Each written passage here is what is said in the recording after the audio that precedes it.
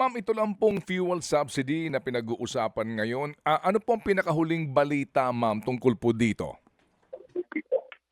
Ito kasi distribution 'to ng ano, eh, 'no, gagawin 'to ng DOTR para sa mga PUVs tsaka yung sa farmers and fisher folks sa Department of Agriculture.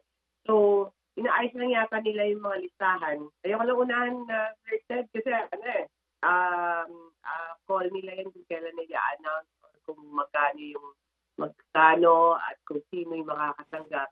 So, I think nag-uumpisa na naman sila magtrabaho. Last week pa, actually, ina-arrange na nila yan. So,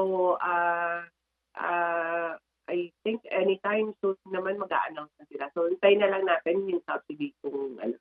Opo. Yes, ma'am. Opo. Opo, we understand nga po na DOTR po ditong implementing agency, pero ma'am, hindi po merong may mga kondisyon po bago ma-release itong fuel subsidy na ito sa usapin po ng presyuhan ng kurudo sa world market. Ngayon po na pinakahuli kahapon bumabaho ng at least $2, no? $69 ho per barrel.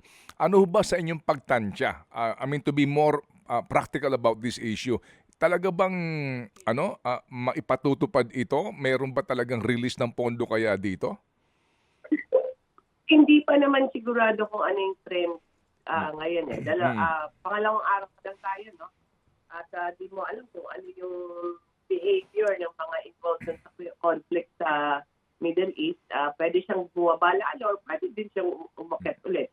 So, kung umakyat siya, I think we need to distribute naman yung ayuda. Pero kung hindi, at least prepared na rin ang DOTR at DA in any case na may emergency or immediate price hike.